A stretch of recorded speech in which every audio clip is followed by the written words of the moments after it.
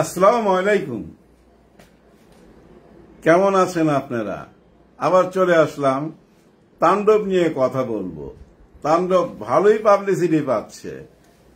সাবিলা নূর, এদিকে আবার আরফান নিশো। তাণ্ডবে আরফান নিশো আছে, কিন্তু এটা নিয়ে প্রথম কথা বলছিল ওই যে সিনে ব্রোজের রাজ, দিলীপ কুমার রাজ, সে কিন্তু প্রথম কথা বলছিল। সে খবর রাখে, সিনেমার খবর রাখে, সে ভুয়া কোনো নিউজ দেয় নাই, সত্যিকার অর্থে কোনো ভুয়া নিউজ দেয় নাই। কথাবার্তা অনেক দূর আগাইছে, কিন্তু হবে কি মনে হয় না হবে, আর হইলেও হইতে পারে। এটা হয় কি জানেন, দুজনেরই তো ছবি রিলিজ, মানে নিশোরও ছবি রিলিজ, শাকিব খানও ছবি রিলিজ।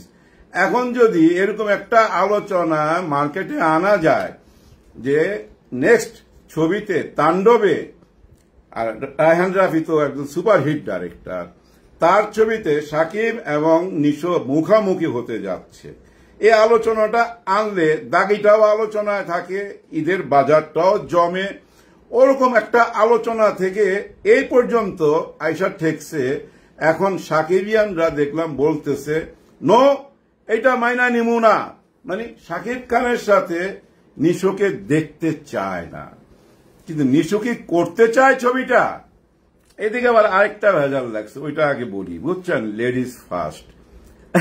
সাবিলা নূর, সাবিলা নূর এই ছবি ছেড়ে দিল না সাবিলা নূরকে বাদ দিল, এটাও কিন্তু এখন আলোচনা চলতেছে। সাবিলা নূরকে আমি দেখছি কিনা জানি না, আদর আজাদের অফিসে মনে হয় একদিন দেখা হয়েছে কোন একটা কারণে, অনেক দিন আগে, হয়তো বছর খানিক না আরো বেশি হবে, করোনার পরপরই। আমি ঠিক মনে নাই, আসলে নাও হইতে পারে উনি সাবিলা নূর। যদি উনি হয়ে থাকে আমি বলবো এক কথায় সুপার। হ্যাঁ, ওনার চাল চলন কথাবার্তা খুবই স্মার্ট, আর এমনিতেও উনি মনে করেন যে মিডিয়াতে পপুলার, এমন না যে একেবারে নতুন মুখ। আবার সাবিলা নূরের কথা আমি কিন্তু একবার বহু আগে, হ্যাঁ, আমি হিরোর মুখে শুনছিলাম, শাকিব খানের মুখে, এবং আপনারাও শুনছেন যে শাকিব খানের সাথে কাজ হতে যাচ্ছে সাবিলা নূরের। যাই হোক, ওগুলা আগের পুরনো কথা, সেলিব্রিটিদের নিয়ে এরকম আলোচনা হবেই। কিন্তু এই ছবিটা তাণ্ডবের 8 তারিখ শুটিং, হঠাৎ করে কেন বলল যে আমি এই ছবিটা করব না, বা ওই দিন শুটিংটা হয় নাই, কোন প্রবলেম?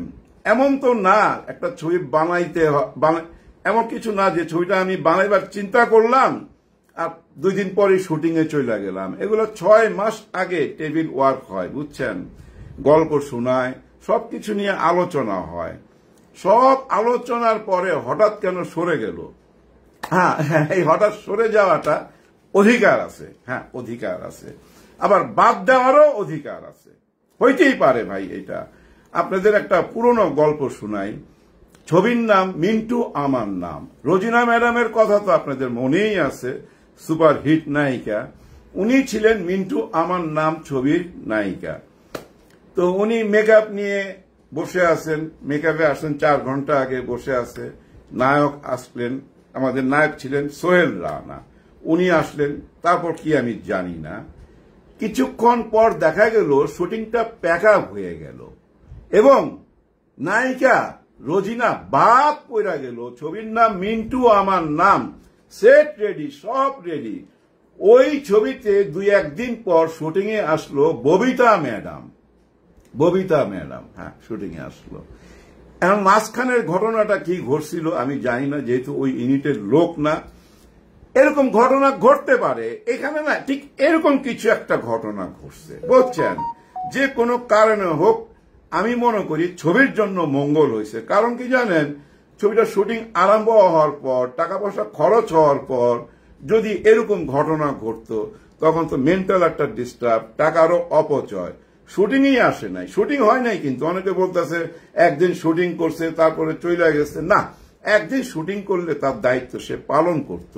কোথাও একটা কিছু প্রবলেম হইতে পারে, হয়তো গল্পের প্রবলেম হইতে পারে, মানে তার চরিত্রের, গল্পের তো না, তার চরিত্রটা তার মনোমতো হয় নাই। কারণ ওই ছবিতে জয়া আহসান আছে, জয়া আহসান তো মনে করেন যে আমার দৃষ্টিতে অনেক বড় আর্টিস্ট। হ্যাঁ, ওনাকে ওই যে ফিল্ম ফেয়ারে, হ্যাঁ, বাংলাদেশের বুঝছেন একমাত্র নায়িকা যাকে ফিল্ম ফেয়ারে রেড কার্পেট দিয়ে হাঁটায় নিয়ে আসছে, সম্মান দিছে আমাদের দেশের। যাই হোক, উনি আছেন, এই জন্য হয়তো যাই হোক। হ্যাঁ, এখন এটা নিয়ে আর কথা বলা ঠিক হবে না, যেহেতু মেয়ে মানুষের ব্যাপার। এখন চলে আসি আমি নিশোর ব্যাপারে। হ্যাঁ, মেয়ে মানুষের ব্যাপার আর বলতে চাই না। এমনি এক বন্ধুরে বলছিলাম যে এসব নিয়ে কথা বলুন না, কিন্তু এই জন্য কথা বললাম যে আমি ওনাকে একদিন দেখছিলাম, আমার কাছে মনে হয়েছে যে হ্যাঁ, স্মার্ট, ছবির নায়িকা হওয়ার উপযুক্ত, একদম 100 হইলে ভালো হইতো তাণ্ডবের জন্য। হ্যাঁ, ভালো হইতো, কিন্তু ওই জায়গাটা কে আসবে এখন তাণ্ডবে? শোনা যাচ্ছে অনেক কথা, কিন্তু আমার যেটা মানে সাজেশন, মানে আমার তরফ থেকে আমি বলবো, আমি হইলে কি করতাম, রায়হান রাফির জায়গায় চোখ বন্ধ করে ইতিকা পালকে নিয়ে আসতাম। কারণ দুইটা হিট ছবি, আর একটা হিট হবেই। হ্যাঁ, জুটির প্রথা ভাই চলে, ওই জুটিটা তো মারাত্মক। আর ইতিকা পাল তার লাস্ট ছবিতে যে অভিনয়টা করলো ভাই, বরবাদে, বুঝাই যায় যোগ্যতা আছে।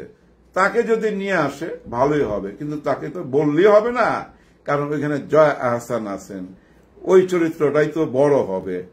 তাহলে ইনাকেও বাদ দিতে হবে। হ্যাঁ, জয়াকেও বাদ দিয়া উনাকে আনতে হবে, আবার নতুন সেটিং করতে হবে। যাই হোক, যাই কিছু হোক না কেন, ছবির পাবলিসিটি হইতেছে। আর নিশ্চয় ছবিতে আছে কিনা, আমার খুব ঘনিষ্ঠ জন বলছে আছে। হ্যাঁ, আমার ঘনিষ্ঠ জন বলছে আছে, কিন্তু সে আবার কিন্তু রাখছে ওই ছোট ভাই যে নাও হইতে পারে। আবার কিন্তু কে হইতে পারে এটা আমি একটু যে অ্যাডভান্স বইলা ফেলতেছি কিনা আমি জানি না। আমার এটা অ্যাডভাইস ধরে নেন, অ্যাডভাইস। হ্যাঁ, যদি উনারা নেয় খুবই ভালো করবে। রায়হান রাফির প্রতি আমার মানে অনুরোধ থাকবে। আমি মনে করি শাকিব খানও মাইনা নিবে, দুজনের হাইটও ভাই একদম কারেক্ট। আমিন খান, হ্যাঁ, আমিন খানরে নিতে পারে, কারণ নিশুকে অনেকে মাইনা নিতেছে না। অনেক ইউটিউবার ভাইকে দেখলাম যে না নিশুকে আমরা দেখতে চাই না। আসলে হয়েছে কি জানেন, ওই যে একটা বিতর্ক আরম্ভ হয়েছিল দুজনের মধ্যে, এটা হয় দুজনেরই কিন্তু ভক্তকুল অনেক। হ্যাঁ, এটাই বোঝা যায়, এটাতে প্রমাণ হয় দুজনের ভক্তকুল কিন্তু অনেক। শাকিব খানের অনেক, সেটা ঠিক আছে, কিন্তু আপনারা নিশুকে ছোট করে দেখার কিচ্ছু নাই। যে অনেকে বলেন নাটকের আর্টিস্ট, ওটিটির আর্টিস্ট, সিনেমায় কিছু করতে পারবে না, এগুলা ভুল ধারণা। যদি এই দুজনে এক হয়ে সামনে আসতো না পর্দায়, তাহলে কার লাভ হইতো কার ক্ষতি হইতো আমি জানি না। রায়হান রাফির তো লাভ হইতো, প্রডিউসারেরও লাভ হইতো, কিন্তু নিশো হয়তো ভুল করত। হ্যাঁ, নিশো যদি বুদ্ধিমান হয়, আমার মনে হয় আসার দরকার নাই। মাত্র তো 2টা ছবি দিল উনি সিনেমায়, এখনই উনি কেন সেকেন্ড ম্যান হইতে যাবে? উনি তো একাই 100, একাই ছবি করুক না, ওই জায়গাটায় চলে আসুক না আমিন খান, দেখবেন জমে যাবে। হ্যাঁ, জমে ঘি একদম দই হয়ে যাবে। হ্যাঁ, যাক, মজা করলাম, মজার মধ্যে দিয়ে মনের কথা প্রকাশ করলাম। সিনেমা নিয়ে আলাপ করতে ভালো লাগে। ভিডিওটা শেষ করব, শেষ করার আগে বলবো, 2-4 জন ভাই ব্রাদার, ছোট ভাই বলেন, হ্যাঁ, ওনারা আমার সন্তানের মতো, বয়স কম, একদম যুবক। ওনারা আমাকে বলে যে আপনার ভিডিওগুলা মানে চালাইতে চায়, আমার এই সিনেমার কথাগুলা হয়তো ওনারা ইউটিউবে বা কোথাও চালাইতে চায়। আমার কোনো আপত্তি আছে কিনা? না, আমার কোনো আপত্তি নাই। আমি আজ পর্যন্ত কাউকে বাধা দেই নাই। এটা আপনার যার যেমন ইচ্ছা তেমন, বুঝছেন না? আমার তো কোনো ক্ষতি হচ্ছে না, একদমই না, আমি মনে করি। এইটুকুই বলার ছিল। আবার বলবো, আর আমিন খানের কথা ভাবেন, ইতিকা পালের কথা ভাবেন, আরেকটা নায়িকা নিয়ে আসেন যদি 2টা নায়িকা লাগে। যাই কিছু হোক না কেন, তাণ্ডব কিন্তু আলোচনায় চলে আসছে। আর রায়হান রাফি মনে মনে এইটাই চায়, তার ছবি নিয়ে সবাই আলোচনা করুক। সবাই জন্য সবাই দোয়া করবেন। আল্লাহ হাফেজ।